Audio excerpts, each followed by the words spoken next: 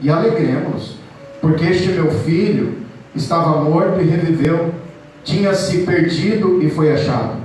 E começaram a alegrar-se.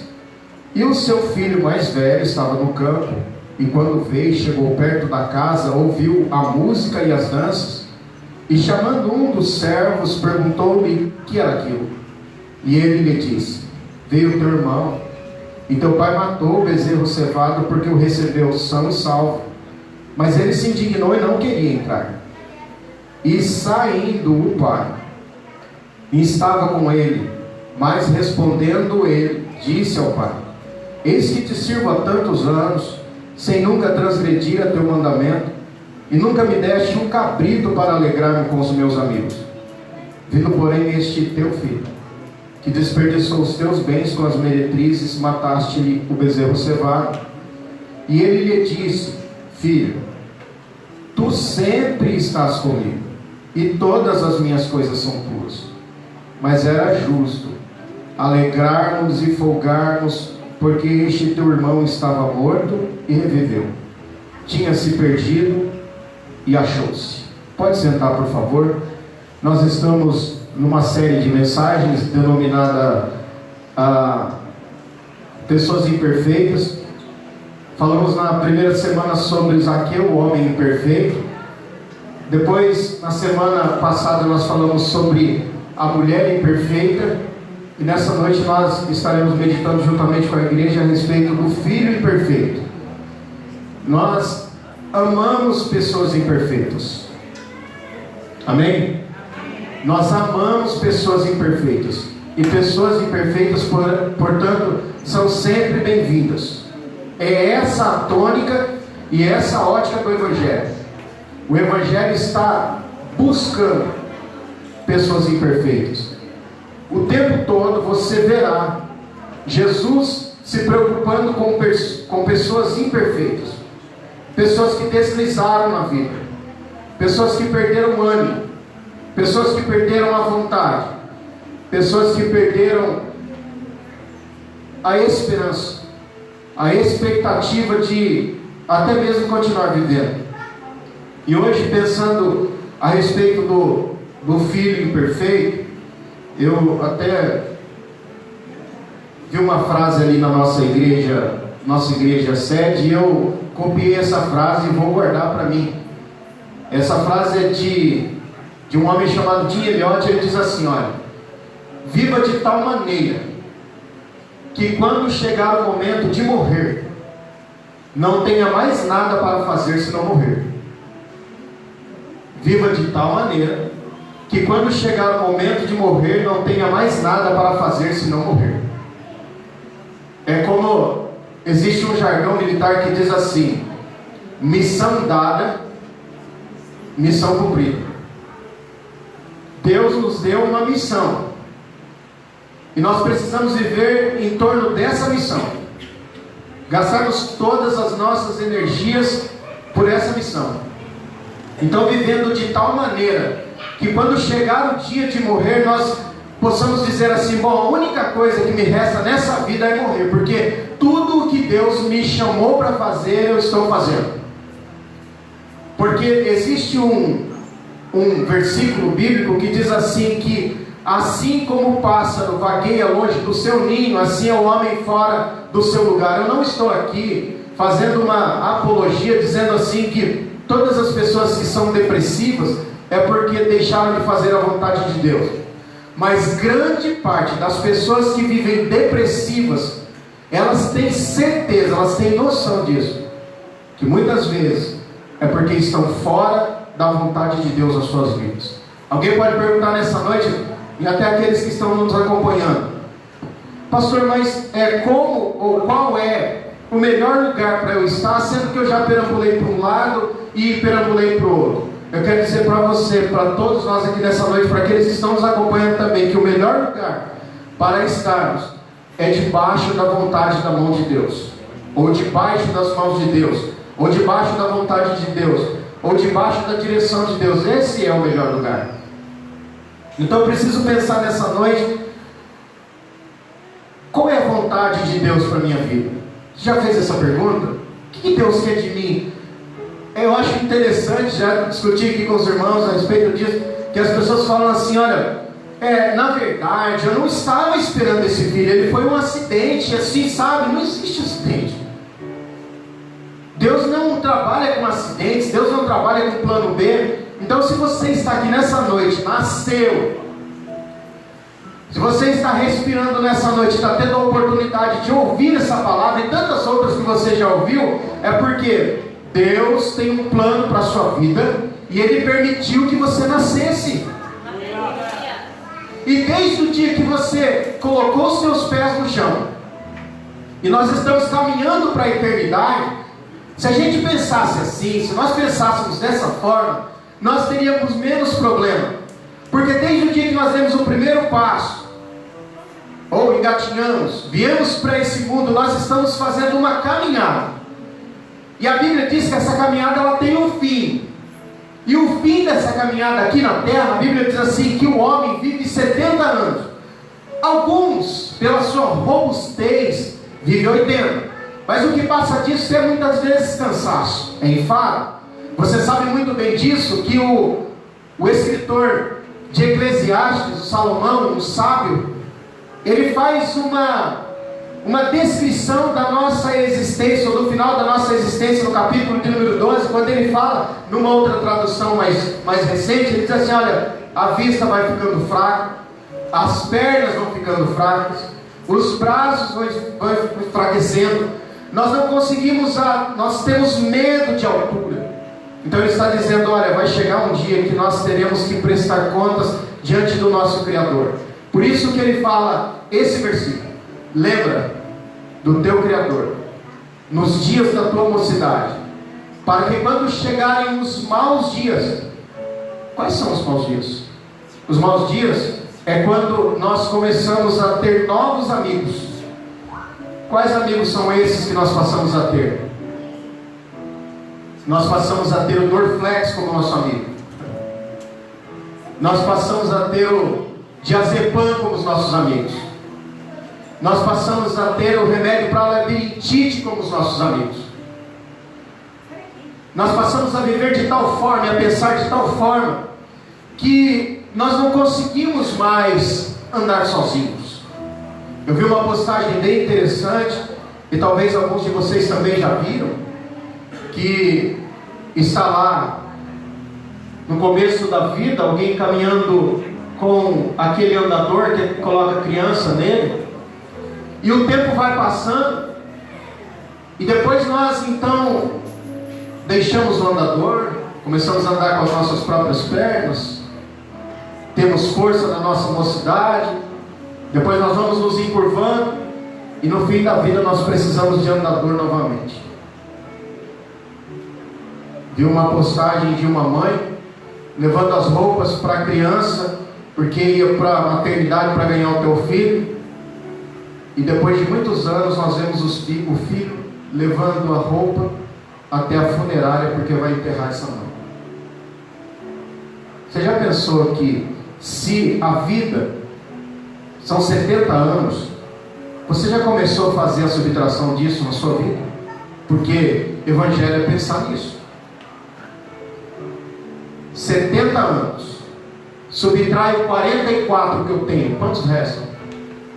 26. Subtrai o teu. Talvez você já passou, você dá um glória a Deus agora e fala assim, glória a Deus, porque já está excelente. Mas subtrai os 70 anos da sua idade. E aí vem uma pergunta, com esse tempo porque depois dos 40 e que vem os filhos, você passa a pensar, meu Deus, o que eu vou fazer da minha vida? Porque fatalmente, se os seus pais já se foram, escuta aqui, se os seus pais já se foram, a próxima geração a ir embora é a sua. É automático você pensar nisso. Porque quando a gente perde pai e mãe, nós perdemos a referência. Quem perdeu sabe o que eu estou falando, sabe exatamente o que eu estou falando. Dia 12 é aniversário da minha esposa, Fez 2 anos que eu perdi minha mãe e 2 anos e pouco que eu perdi o meu pai. Todos no mesmo, em 11 meses, os 2 foram embora. Eu perdi a minha referência. Você sabe disso que eu estou falando. Então tira 70 anos, subtrai a tua idade, é o que resta segundo o conceito bíblico para você viver. E esse tempo que você tem, o que você vai fazer? Porque não dá mais tempo. Outro dia um homem já com 60 anos disse para mim assim: olha, pastor, com rugas, com cabelo branco, não é? Alguns vai demorar um pouquinho mais para ter cabelo branco, os outros vai ser rapidinho. Tem gente que com 30 anos já tem, daqui a pouco vai ter. Outro dia eu ouvi um pastor dizendo assim que cada cabelo branco é uma batalha que nós temos vencida. Aí ele olhou para o cabelo dele e falou assim: olha, eu já venci, foi uma guerra. Venci, foi uma guerra. Eu não sei quantos anos você tem, eu só estou fazendo uma base, uma introdução, mas dá uma olhada para tua mão assim, ó. Tá lisinha? Olha assim na tua mão assim, dá uma olhadinha assim, ó. Olha. Tá lisinha? Você consegue enxergar ou já está igual eu? Igual a mim? Porque eu comecei assim, ó. Ah, mas agora não deu mais. O meu braço, ele já não alcança mais. Agora eu trago para cá tranquilo. Mas por que eu trago para cá? Porque eu ganhei um amigo. Você talvez está com o teu aí. Quando a gente pensa em tudo isso, meus irmãos, nós começamos a imaginar que não dá tempo. Presta atenção, não dá tempo da gente tomar distância de Deus. Não dá. Não tem como. Por que eu fiz essa introdução? Pelo seguinte. Porque quando nós lemos esse texto aqui que eu acabei de fazer a leitura com vocês, primeira coisa que nos vem, mas o que é pródigo? Porque esse tema foi dado. Mas o que é pródigo? É a pessoa que se revela por um gasto imoderado, capaz de comprometer todo o seu patrimônio. Pródigo é a pessoa que se revela por um modo de gastar imoderado, que esse modo de gastar compromete todo o seu patrimônio. É isso que é pródigo. Aí eu pensei no seguinte: esse texto não poderia, ou poderia chamar sim o filho pródigo, mas poderia também chamar o pai pródigo. Por que o pai pródigo? Ou uma outra tradução que eu vi, o pai amante. Porque o termo pai, o termo que mais aparece não é o filho, mas é pai. Aparece pai nesse texto. Se você colocar lá no computador, abrir lá, copia versículo 11 a 32, depois coloca um Ctrl L lá no Word, localiza, escreve a palavra pai, você vai ver o seguinte, que aparece 12 vezes a palavra pai, de forma direta, e 2 vezes de forma indireta. A palavra filho aparece 8 vezes de forma direta e de forma indireta, os seus congêneres. Então nós temos a palavra pai 14 vezes, e nós temos a palavra filho apenas 8 vezes. Aí você pergunta para mim, mas o que o pai espanja? O que o pai espanja? O pai dessa parábola, ele espanja amor. Entendeu? O pai dessa parábola, ele espanja amor. A diferença é que o filho espanja aquilo que acaba. O pai espanja aquilo que para ele em si não acaba. Então, se de um lado eu tenho um filho que gasta dinheiro desordenadamente, tudo que ele tem, e eu já quero adiantar uma coisa aqui, a gente vai entrar nessa parábola, mas eu já quero adiantar uma coisa: não foi o pai, não foi o próprio filho, não foram os empregados, não foi Deus quem disse que o filho gastou dinheiro com as prostitutas e com as meretrizes. Não foi. Se você falar assim, está vendo, esse filho gastou tudo que tinha com as meretrizes, quem falou isso foi um irmão rancoroso. E não se pode acreditar em pessoas rancorosas, porque pessoas rancorosas dizem coisas feias, mentiras, calúnias. A única coisa que a Bíblia diz sobre ele é que ele gastou dissolutamente. Então, para a gente poder entrar nesse texto, nós precisamos pensar que o filho gasta o dinheiro dissolutamente e acaba. O pai gasta o amor dissolutamente, que não acaba. Um amor inesgotável. Você sabe disso. Você sabe que um pai chega diante do filho, o filho pode ter cometido o maior erro da sua vida. O filho pode ser um assassino, pode ser alguém condenado. O pai está lá no tribunal de júri, olhando. Irmãos, olha, o filho não cresce. Filho não cresce. Você olha para sua casa assim, meus estão assim na adolescência, mas a primeira coisa quando eu chego em casa, eu não vejo ele, eu falo para a Regina assim, cadê as crianças? Mas não tem, só tem o Natan lá, os outros não são nem crianças. Mas vai ser para sempre criança, não tem o que fazer. Os meninos, onde estão os meninos? Que menino? Casam, vão embora, constituem família. Mas quando um pai olha para o tribunal de júri e vê os seus filhos ou seu filho sendo julgado, sabe quem que ele vê ali? Ele não vê o criminoso que matou outro com 200 facadas. Ele não vê o filho criminoso que aprontou e que roubou e que vai pegar 20, 30 anos de cadeia. Sabe o que ele vê? Ele vê o filho que ele pegou no colo, que ele embalou, que ele ensinou os hinos, que ele cantou, que ele mostrou o caminho, que ele perdeu noite de sono, que ele foi buscar na rua, que ele autorizou ele numa festa, mas ficou acordado lá, esperando chegar. Enquanto esse portão não abre, não vai dormir. É esse o sentimento de um pai. O amor de um pai. Outro dia eu vi um pai dizendo assim, eu não quero, conversando com ele, o filho tinha aprontado um rapaz, e ele falou assim, olha, eu não quero nem ver ele. Aí você olha no olho do pai, você vê que sabe por que ele não quer ver o filho, algemado, com corrente nos pés, andando daquele jeito assim. Sabe por que ele não quer ver? Porque ele não suporta ver o menino dele, que ele ensinou a andar, agora tendo dificuldades para andar, porque está preso com uma corrente. O amor de um pai. Irmãos, olha, eu gostaria muito que Deus colocasse no coração de nós pais o peso da nossa responsabilidade enquanto pais, porque você pesquisa, de forma empírica eu estou dizendo, nem estou falando para você fazer uma pesquisa oficial, mas você pesquisa. Toda menina que está apresentando problema de comportamento, você olha para ela e pergunta assim, cadê o teu pai? Ela fala assim, meu pai foi embora, eu não quero saber dele. Você olha para o menino que está fumando maconha, dando problema na esquina, você fala para ele assim, cadê o teu pai? Meu pai só me fez, meu pai foi embora, me abandonou. Irmãos, você não sabe a grandeza que é o status de pai. E esse pai aqui, ele tem um amor inesgotável. Nenhum outro evangelho e nenhuma outra pregação, talvez, é tão pregada quanto o filho pródigo. Você já ouviu um monte de pessoas pregando sobre o filho pródigo. Esse texto aqui que nós fizemos a leitura é chamado de o Evangelho no Evangelho.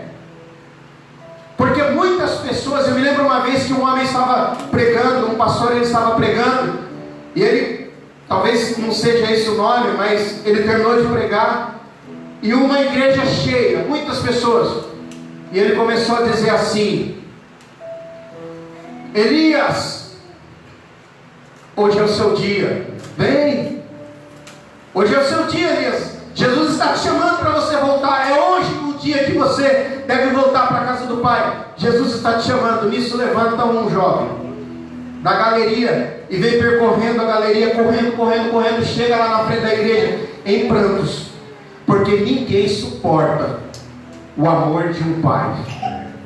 O amor de um pai é poderoso. Esse texto é como se contivesse a própria excelência ou essência deste lado das boas novas que Jesus precisou anunciar. Mas nós sabemos também que toda parábola tem um porquê. A parábola é uma resposta a alguma pergunta, ou então a alguma afirmação que foi feita, e Jesus então passa a ensinar através de parábola. essa parábola especificamente, ela tinha por condão, ou ela tinha o intuito de mostrar uma direção a respeito de uma assertiva, isso não estou dizendo que está certo, mas uma afirmação que os fariseus fizeram, porque onde tem fariseu e escriba, ou onde tinha fariseu e escriba, não tinha vez para imperfeito, porque fariseu e escriba não consegue suportar imperfeito. E qual que era o problema? O problema é o seguinte: Jesus estava comendo com pecadores. Jesus estava sentado, olha, não é só sentado, viu? Jesus estava comendo com pecadores, e era uma ofensa que Jesus se associasse com homens e mulheres que para os ortodoxos estavam catalogados como pecadores. Era uma ofensa. Irmão, você pode falar assim: ah, mas isso era no tempo de Jesus. Você gostaria, eu não estou estimulando ninguém a andar com quem está fazendo coisa errada, mas talvez a sua família, eu não sei se tem alguém lá que dá problema, eu não sei se tem alguém que cometeu algum crime, mas você enche a boca para falar assim: o meu irmão, ele está na penitenciária. Você enche a boca? Você enche a boca para falar assim: ó, aquele que está ali sendo preso, aquele que está aprontando ali, ou aquela que está aprontando ali, é meu irmão. Qual é a nossa visão? Talvez você tenha um irmão muito importante, e você fala assim: aquele advogado ali é meu irmão, aquele policial é meu irmão, aquele juiz de direito é meu irmão. Nós temos prazer em falar de pessoas que não trazem problema, mas Jesus fazia questão de andar com pessoas de índole duvidosa. Ele andou comigo,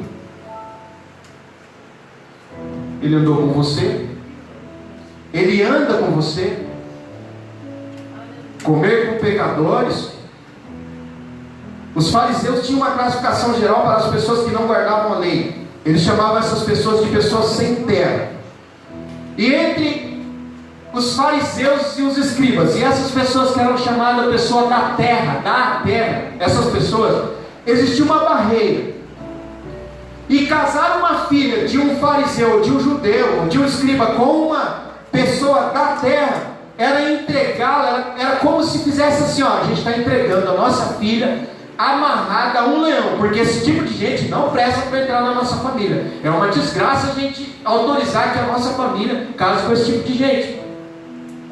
Quando o homem pertence, ou quando pertencia a um publicano, que nós falamos sobre o Zaqueu, que era chefe deles, alguém muito pecador, a essa classe de pessoa não poderia, segundo a norma que eles tinham ali, emprestar dinheiro a eles, ouvir o seu testemunho, não podia contar um segredo a ele não podia ser guardião de órfão, ele não podia acompanhar ninguém em viagem, ele não podia ser guardião de recursos, de forma alguma, não poderia ter contato com esse tipo de gente. Um fariseu estava proibido de ser hóspede de uma pessoa dessa, ou recebê-lo em sua casa.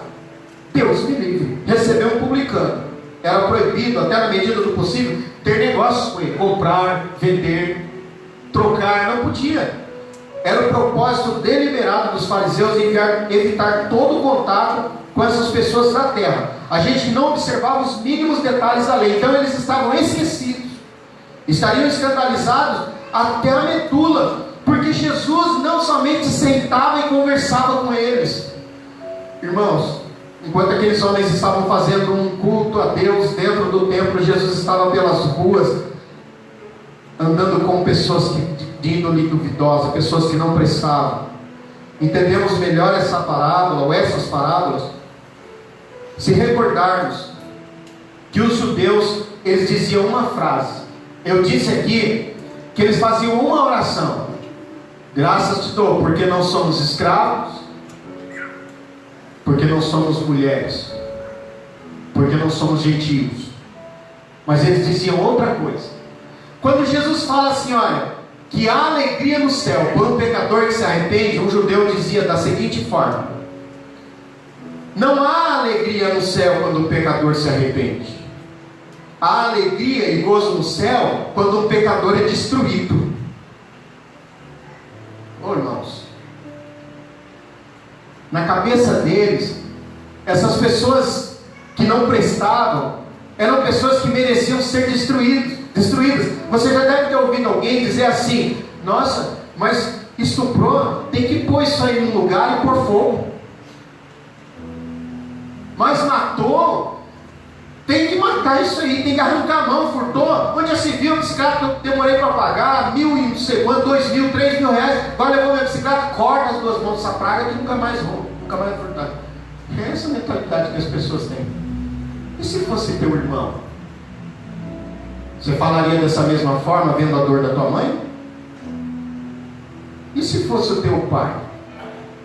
E se fosse o teu filho? Será que você entregaria para que fosse feito dessa forma? Olha a oração, olha a frase que eles usam: não há alegria no céu por um pecador que se arrepende. Há alegria no céu por um pecador que é destruído diante da face de Deus.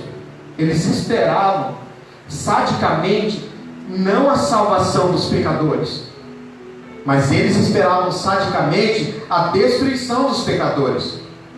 Jesus então olha e vê eles fazendo aquilo, capítulo de número 15 e versículo de número 1, versículo de número 2, porque eles estavam murmurando e dizendo assim: esse aí é de índole duvidosa, porque olha só, ele recebe pecadores, ele come com eles, ele senta na mesa deles. Jesus então conta 3 parábolas. A primeira delas, a parábola da ovelha perdida. A segunda delas, a parábola da dracma, da moeda perdida. E a terceira, do filho perdido, ou melhor dizendo, dos filhos perdidos. Jesus então fala assim: há uma progressão. De 100 ovelhas, uma se desvia. De 10 moedas, uma se perde. De 2 filhos, um se perde. Então Jesus está fazendo assim, ele está canalizando, dizendo assim: olha, eu presto atenção em todos e em tudo. Eu estou atento a todas as coisas. A ovelha se desvia por um descuido. A moeda, ela foi perdida por um ato de negligência, perdi. E o filho dessa noite, ele se perdeu por um ato de ingratidão. A ovelha perdida, nós podemos pensar que ser pastor era uma situação, uma tarefa dura e perigosa. Os pastores eram escassos, porque eles conduziam as ovelhas muitas vezes num espaço dentro da Palestina que de um lado era um abismo e do outro também, e muitas vezes as ovelhas se perdiam por ali. E se uma se perdia, o pastor era responsabilizado pessoalmente por essa ovelha que se perdia, e ele tinha que trazer pelo menos a lã dessa ovelha para mostrar para o dono dessas ovelhas, porque ele às vezes cuidava da ovelha de uma comunidade inteira. Ele mostrava a lã e dizia assim: olha, o leão comeu, o urso comeu. Estes pastores eram peritos em rastreamentos e podiam seguir os rastros da ovelha perdida por quilômetros nas colinas. Não havia nenhum pastor que não sentisse que seu rebanho de cada dia, ou sua obrigação e seu dever de cada dia, era dar a vida pelo seu rebanho, cuidando dele o tempo todo.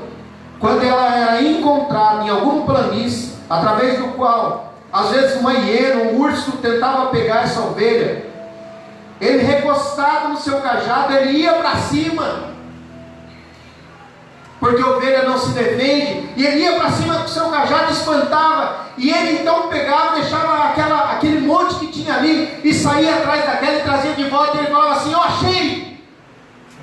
achei, olha ela aqui, mas que coisa arteira, né? Ela tentou sair, ele trazia. Por isso, irmãos, que a Bíblia então vai trazer essa figura da ovelha para o Davi, como pastor, ou o rei pastor de ovelha. E também ela vai trazer para o nosso entendimento a respeito da figura da providência de Jesus, como sendo o pastor da ovelha, ou das ovelhas, conhecendo cada uma pelo seu nome. Jesus te conhece, Jesus me conhece. Muitos dos rebanhos pertenciam à comunidade, não a indivíduos. Alguns pastores estavam a cargo aqueles cujos rebanhos estavam a salvo, chegavam a tempo no seu lar. E quando eles faziam a recontagem da ovelha, e o líder ou alguém da comunidade falava assim: está faltando uma. Nós tínhamos 100. A nossa família tem 100. Está faltando uma. Esse pastor voltava. Presta atenção.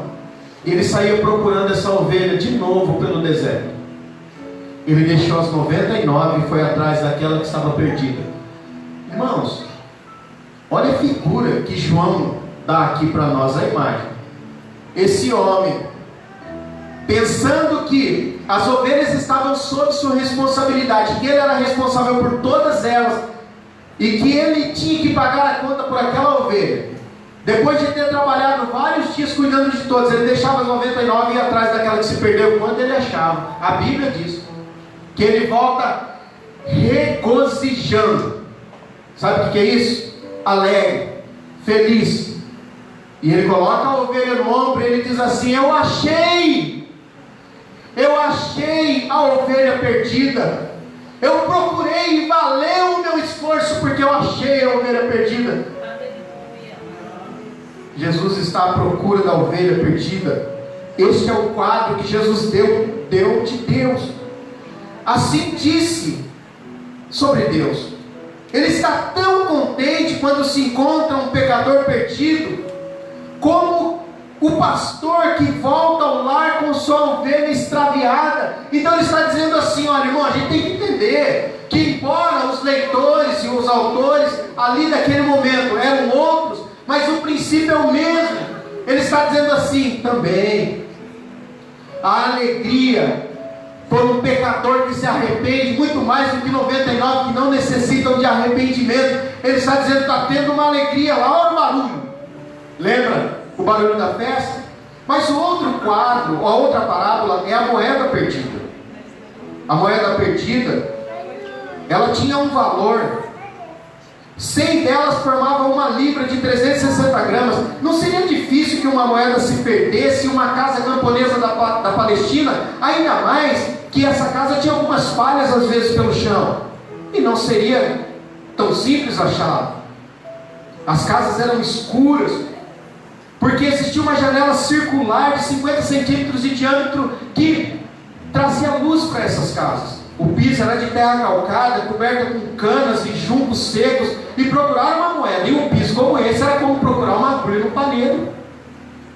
Eu não sei se, bom, eu acho que a maioria aqui tem bastante dinheiro, eu acho que deve ser, mas talvez se você junta a moedinha no final do mês para comprar alguma coisa, você sabe do que eu estou falando. Se você perder uma delas, vai fazer falta. Eu tenho que pegar o ônibus, aí você junta seu troquinho lá e perde uma delas. Você fica louco para tentar achar. Sumiu no banco, sumiu em alguma coisa, em algum lugar. A mulher varreu o piso com a esperança de que veria brilhar a moeda, ou então que ela soasse entre os juncos.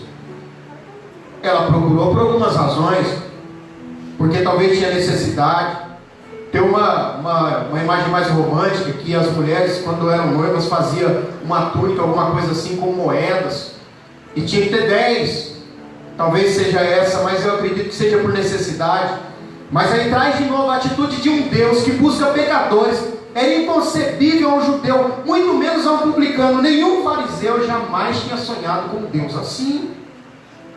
Qual era o Deus que eles tinham, o que eles pensavam? Um Deus que olhava assim para o pecador: você cumpre as minhas regras e as minhas leis, porque senão você está morto. Um grande estudioso judeu admitiu que isso é absolutamente novo, que Jesus ensinou os homens a respeito de Deus, que realmente o nosso Deus é um Deus que procura homens e mulheres e quer encontrá-los, ainda que seja dentro de uma pocilga de porcos. Aí você fala: não, mas não, Jesus não me encontrou nesse lugar. Mas Jesus pode ter te encontrado dentro de um bar. Jesus pode ter te encontrado dentro ou próximo de uma biqueira, preso nas drogas. Os judeus teriam admitido que se um homem acudir arrastar-lhe perante Deus implorando misericórdia, podia achar. Então, se ele se arrastar até Deus, ele acha misericórdia. Podia encontrá-lo, mas nunca de um Deus que está assim, procurando e buscando um pecador miserável como eu. Por isso que a parábola do filho pródigo, ela traz uma novidade. Essas 3 parábolas, sob a lei judaica, um pai não podia dispor de sua propriedade como queria. Não era assim. Faço uma pergunta. Pensando que naquela época o pai dividia a sua propriedade, ou deixava a sua herança, 2/3 da sua propriedade era para o filho mais velho. Presta atenção nisso aqui. Apenas 1/3 era para o filho mais novo. Então o filho mais velho ficava com 2/3 e o filho mais novo com apenas 1/3. Quando o filho olhou para o pai e falou assim: olha, da minha parte, a parte que me pertence, o pai então pegou 2/3 da sua herança, 2/3, e falou para ele assim: toma. Agora, irmãos, é inconcebível na cabeça de qualquer um filho pedir herança com o pai ainda vivo. Talvez você tenha a tua casa, tenha filhos. Seu filho chega em você e fala assim: essa casa aqui vale 150, então dá a minha parte aí que eu estou saindo fora. Como assim? Eu estou vivo, menino? Você é louco? Era uma afronta para um pai. Não era estranho um pai distribuir sua propriedade depois de morrer, mas antes de morrer não. Há uma certa crueldade e insensibilidade no pedido do filho menor. Ele pediu só a sua parte, que seria 1/3. Dê-me agora a parte da propriedade, deixe eu ir embora.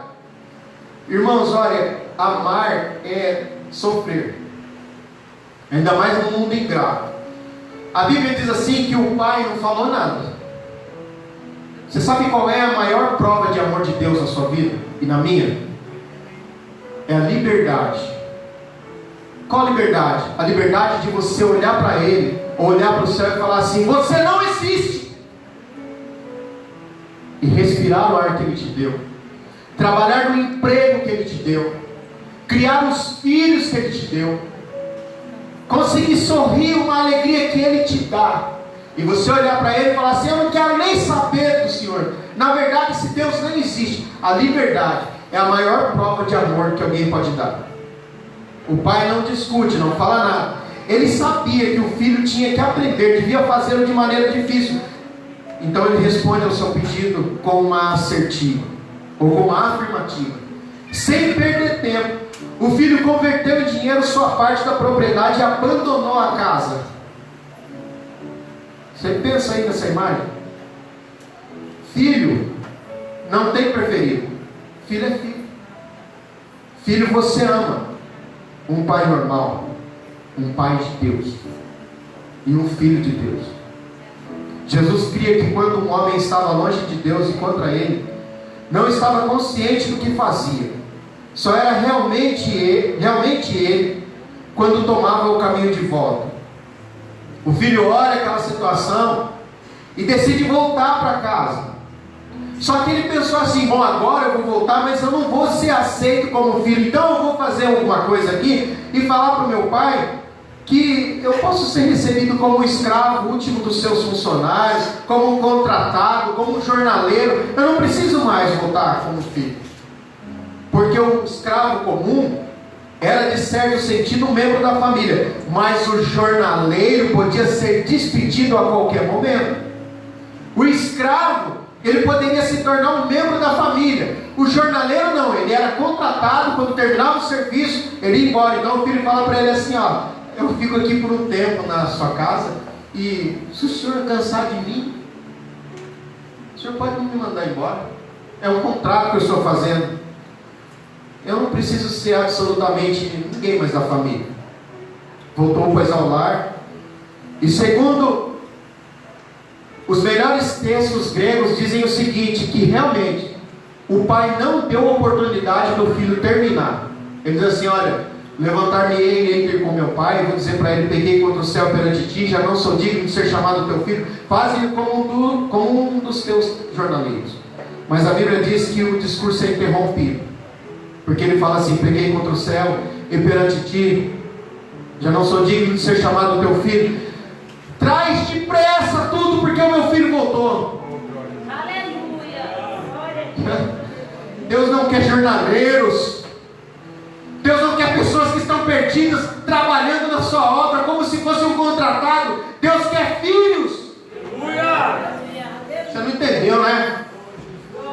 Você não consegue sentir nessa noite o amor de Deus pela tua vida. Deus não quer pessoas que sejam jornaleiros. Um pastor que tenha a sua credencial assim, ó, por ter a sua credencial e ande com ela, tá vendo? Eu sou pastor. Não, eu não quero ser pastor. Eu quero ser filho. Eu quero dobrar os meus joelhos, independente de onde eu estiver, e falar assim, pai, eu ouvi a voz dele falando assim comigo, filho, eu estou aqui, rapaz, calma. Filho não fica olhando para o pai, ele sai, está na multidão, não fica assim olhando, cadê meu pai? Em casa não é assim? Eles chamam a gente, ainda que seja para falar assim, ô pai, cadê a mãe? Ô mãe, cadê o pai? O filho está olhando, o filho está observando. O discurso interrompido. O que os presentes representavam? A túnica simbolizava a honra, o anel a autoridade, porque se um homem dava um anel a outro com seu selo, ele o designava como um procurador. Os sapatos diferenciavam o filho do jornaleiro. Porque o jornaleiro tinha que comprar os seus próprios sapatos e muitas vezes até andava descalço como escravo. Mas o filho, você tem filho, você já deixou de comprar as coisas para você para comprar para o teu filho? Já? Você olha assim, vê sapato. Eu penso que a gente não precisa de muito sapato, precisa? Bom, não sei, as irmãs talvez precisam. Tem gente que pensa que é centopeia, né? Pensa que tem um monte de pé e compra um monte de sapato, tem que comprar sapato direto. Mas a gente não precisa, eu tenho acho que uns 5, e se eu for viver 26 anos, eu acho que os 5 dá para os 26 anos, eu acho. Brincadeiras à parte. Mas um filho é bem cuidado. Um filho precisa de calçado nos pés, escravo não. Vamos considerar uma verdade aqui. Nunca se deveria ter chamado essa parábola de o filho pródigo, porque o filho não é o herói. O filho é o vilão. Deveria ser chamada a parábola do pai amante, porque ela fala muito sobre o perdão de um pai, o perdão de um Deus. O pai deve ter esperado que seu filho voltasse, porque viu uma grande distância. Irmão, olha, eu me lembro uma vez que eu fiz isso na igreja, com um rapaz que ele tinha uma certa dificuldade, e eu falei para ele, fica ali. Aí ele ficou. Aí eu comecei a olhar assim para ele, assim, mas eu estou achando que é o meu filho. É nítido nesse texto que o pai estava esperando. Não precisa adivinhar, porque quando o pai vê o filho de longe assim, a Bíblia diz que ele não se hesita, ele corre ao encontro do filho, abraça o filho, beija o seu filho. Você não vai ver o pai em momento algum recriminando, falando, não falei que você ia quebrar a cara, menino? Tonto. Você devia ter ficado aqui sob meus cuidados. Não tem recriminação. Há formas de perdoar em que o perdão se confere como um favor, e pior ainda, são os casos em que alguém é perdoado, mas sempre é lembrado do seu pecado por meio de palavras indiretas e ameaças. Está vendo? Você não vê o pai falando assim, você está respondendo para mim? Vai de novo lá comer comida de porco. Besta. Estou falando para você, rapaz, você já quebrou a cara? Vai quebrar a cara de novo, menino? Não tem recriminação. Este não é o final da história. Nós temos a figura de um outro personagem, que é o irmão mais velho. Este representa os fariseus, que se criam perfeitos e preferiam que a destruição do pecador fosse a melhor saída. Nós devemos destacar algumas coisas sobre o irmão mais velho. Toda a sua atitude demonstra que seus anos de obediência ao pai foram irritantes. Foi irritante dever e não amoroso serviço. Eu estou aqui faz tanto tempo e o senhor não me dá nada. Sua atitude é de alguém que demonstra uma falta total de simpatia. Porque agora, sabe o que ele fala do irmão dele?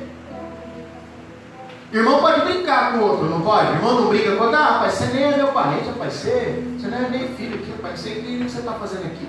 O irmão brinca com o outro. Mas esse aqui era maldoso. Sabe o que ele falou? O teu filho, esse teu filho,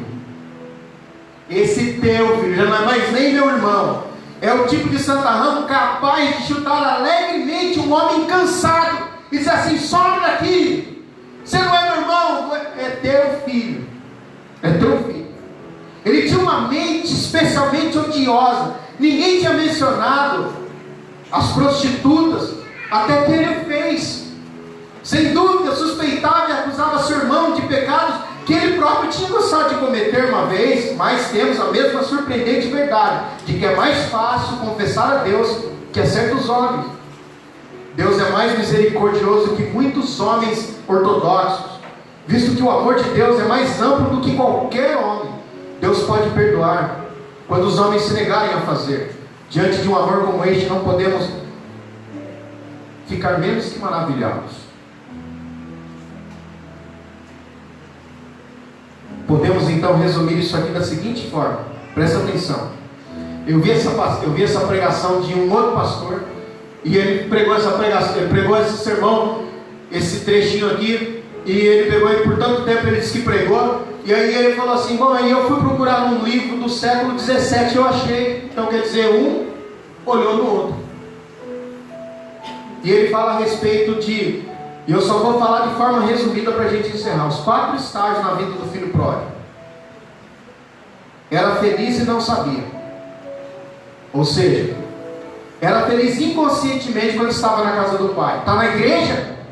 Está na casa do pai? Olha e fala assim, ó. É como o filho que fala assim, ó: olha para a comida que o pai fez, hora extra para comprar. A mãe trabalhou até tarde, chegou às 9 horas da noite, a mãe está querendo dormir, já tanto sono, o pai também ralou para comprar. Ele olha e fala assim, ó: eu não gosto de abobrinha, vai trabalhar.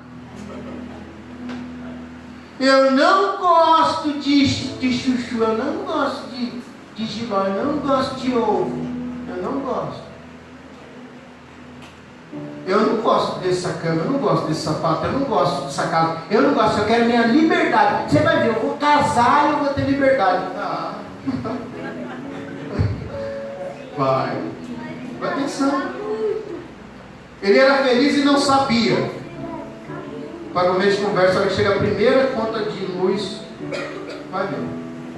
Era infeliz e não sabia, ou seja, era infeliz inconscientemente, quando estava no país distante, vivendo dissolutamente. Eu estou de boa, agora sim eu tenho liberdade, ninguém vai ficar pegando no meu pé mais. Isso é o segundo. O terceiro, era infeliz e não sabia, ou seja, ele era infeliz conscientemente, quando estava passando necessidade cuidando de porcos. Rapaz, olha aqui, eu quero comer e não tenho. Ele era feliz e sabia, ou seja, era feliz conscientemente quando voltou para a casa do pai.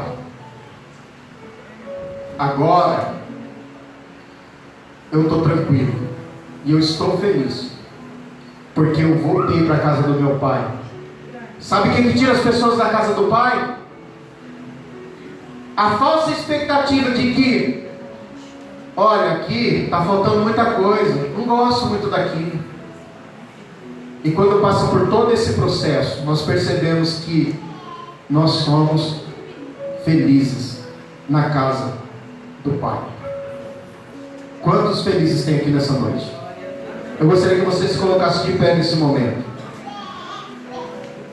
Não sei se hoje aqui tem algum filho imperfeito, mas que gostaria de valorizar mais a Deus e olhar para Ele e dizer assim: olha, eu te amo. Não pelo que o Senhor pode me dar, mas pelo que o Senhor já me deu. A casa do Pai é uma casa alegre. Esses dias, eu passando ali perto da casa onde moravam os meus pais, e eu subi a rua assim, aquela rua chamava Rua do Sul, agora é Rua Francisco da Silva Braga. Eu subindo assim, a hora que eu subi, eu vi a casa do meu pai assim, e eu me lembrei. Eu ainda comentei com o meu colega que a gente corria naquela rua de terra ali, e às vezes minha mãe saía lá com aquela vara de mimo assim, sabe? Não sei se vocês sabem o que é vara de mimo. que a minha mãe arrancava as folhas assim para ficar mais macia na gente, mais tranquilo, sabe? E aí ela falava assim, ó, vem! Mas a vara estava escondida aqui, vem! E a gente brincava. Quantas vezes a gente brincava? Eu fiquei pensando, eu hoje com 44 anos, sinto muito a falta do meu pai. E sinto muito a falta da minha mãe. Porque a gente era feliz, mesmo tendo pouco, mas nós éramos felizes. Porque eu podia de vez em quando chegar em casa, olhar assim e falar, cadê o pai? O que resta hoje só lembranças. Você quer vir aqui à frente e agradecer a Deus? Eu quero te convidar para você vir aqui pelo que você tem, pelo que você é, pelo que Deus já te deu, pelo que Ele tem feito na sua vida. Tem alguém nessa noite que está distante dos caminhos do Senhor, distante da casa do Pai e gostaria de voltar, ou todos são crentes firmes em Jesus? Tem alguém assim nessa condição e quer levantar a tua mão assim bem alto? Nem precisa vir aqui à frente. Se você quiser, alguém vai do teu lado e te abraça aí, uma irmã. Não tem alguém nessa condição ou todos são salvos? Ou tem alguém que está meio assim, eu dei uma bobeada, mas eu quero voltar, porque eu sinto muita falta da igreja, eu sinto muita falta dos hinos, eu sinto muita falta de Deus, pastor. Tem alguém assim? Vamos orar? Pai, em nome de Jesus, nós somos agradecidos.